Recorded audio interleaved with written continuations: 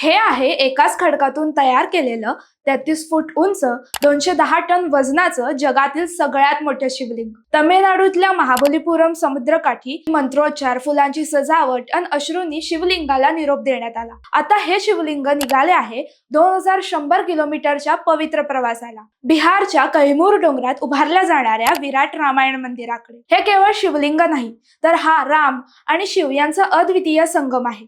123 एकरात पसरलेल्या या भव्य मंदिरात हे महाशिवलिंग मुख्य गर्भगृहाचा केंद्रबिंदू बनेल.